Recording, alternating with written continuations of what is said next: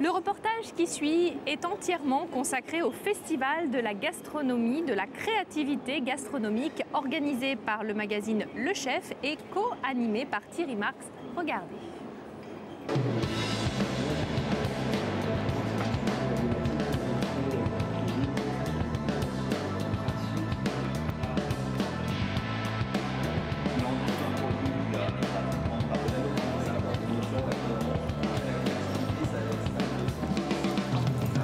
Bonjour à tous, nous sommes aujourd'hui sur le Festival de la créativité gastronomique organisé par le magazine Le Chef. Thierry Marx a fait l'honneur au magazine Le Chef de co-animer cette journée. Nous tenons particulièrement à le remercier. Thierry, bonjour. Bonjour. Depuis ce matin, on voit défiler un grand nombre de chefs. On voit que la cuisine française est extrêmement dynamique, extrêmement créative, qu'elle a encore vraiment sur l'échiquier mondial sa place, mais je dirais une place très large. Et aujourd'hui, que dire de plus que cela? Je veux dire que c'est vraiment pas un honneur pour moi de le faire, c'est vraiment un plaisir d'être parmi eux, parmi vous, au CIRA, pour pouvoir montrer que tout le dynamisme de la cuisine française. En fait, c'est exactement ça, Thierry. Par ce festival, il y a 30 chefs qui viennent aujourd'hui faire des démonstrations. Je pense qu'aujourd'hui, tu as été assez impressionné. On en a passé là à peu près 15. Et comme tu disais, tu n'as jamais vu une assiette qui se ressemblait. C'est vrai que cette diversité aujourd'hui, elle est vraiment inscrite dans les gènes des cuisiniers. D'abord parce qu'ils ont eu la chance d'avoir des aînés qui ont su transmettre au bon moment et les vraies valeurs de la cuisine française et les savoir-faire de la cuisine française. Et aujourd'hui, on a des chefs qui ont une identité forte. C'est vrai que par moment, on pouvait reprocher à cette cuisine française d'avoir une espèce un discours monocorde. C'est plus vrai du tout. Aujourd'hui, elle est dynamique, tenace, efficace.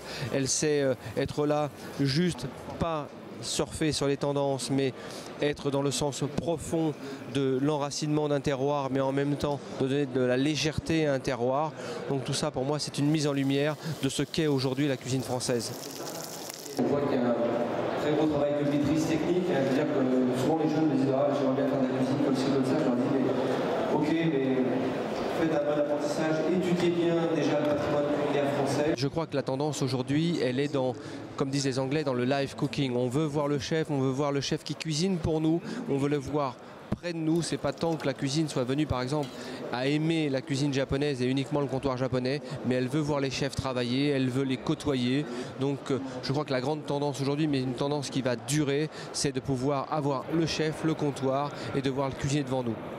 Pour moi, c'est une tendance qui s'est inscrite depuis quelques années aujourd'hui. On voit tous ces chefs maintenant qui sont extrêmement à l'aise auprès de leur public parce que leur public maintenant connaît bien la cuisine. C'est plus réservé à une élite qui savait. Aujourd'hui, il y a différents moyens de communication qui permettent à la cuisine de véhiculer l'image.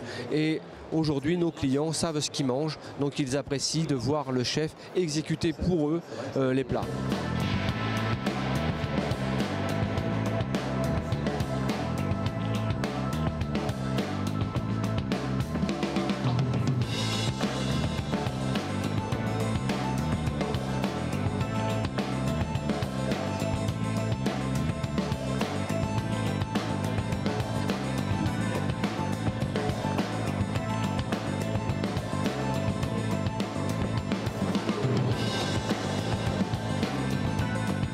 Vous savez, ce que j'ai appris d'un grand monsieur comme Paul Bocuse un jour qui m'a dit, vous savez, un cuisinier, c'est savoir faire faire et faire savoir.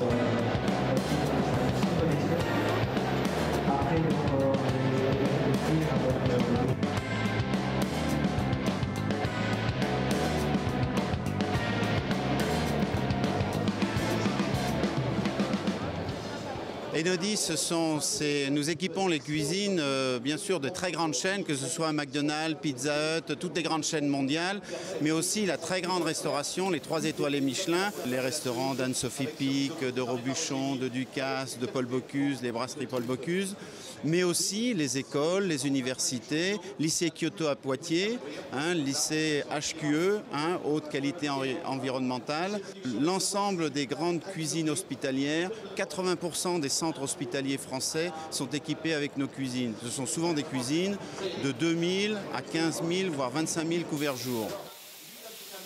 Nos axes de développement, ce sont bien sûr les économies durables, économies d'énergie, qui tourne autour de l'induction, développement d'appareils très performants, ergonomie des produits, simplicité d'utilisation des appareils dans les cuisines. Voilà les grands axes de développement de notre entreprise.